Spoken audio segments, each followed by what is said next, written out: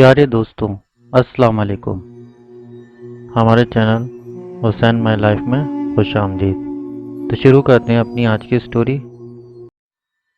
صدر الحکمہ شیخ الرئیس بولی سینا رقم تراز ہے۔ آج سے 40 برس قبل میرے پاس ایک مریض لایا گیا جسے کئی بیماریوں نے گھیرا ہوا تھا، جس کی وجہ سے اس کا دل، معدہ، جگر اور گردے شدید متاثر ہو چکے تھے۔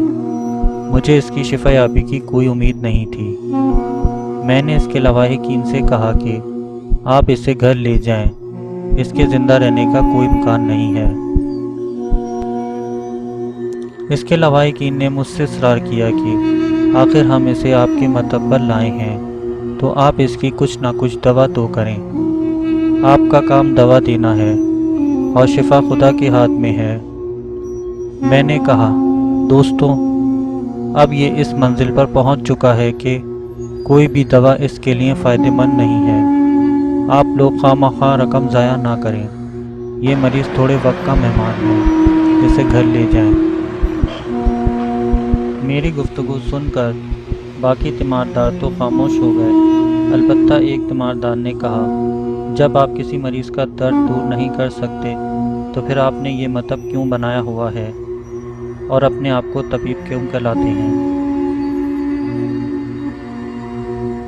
میں نے کہا، دوست، ناراض کیوں ہوتے ہو؟ شفا خدا کے ہاتھ میں ہے، ہم تو ایک ذریعہ ہیں۔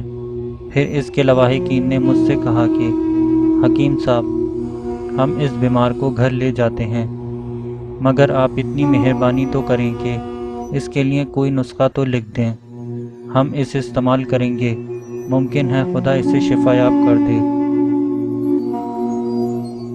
میں ان کی باتیں سن کر تنگ آ چکا تھا۔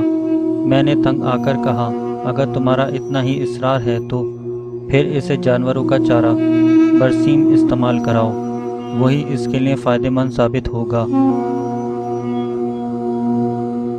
وہ لوگ اپنے مریض کو اٹھا کر لے گئے۔ اس واقعے کے چند دن بعد وہ لوگ میرے پاس آئے اور وہ مجھے تحفہ دینے کے لیے گھی، دودھ، پنیر اور کچھ بکریاں ساتھ لائے۔ میں نے ارزا تعجب ان سے کہا، یہ کس کے لیے ہدیہ لائے ہو؟ آخر ان ہدیوں کا کیا سبب ہے؟ انہوں نے کہا، ہم یہ سب آپ کا شکریہ ادا کرنے کے لیے لائے ہیں۔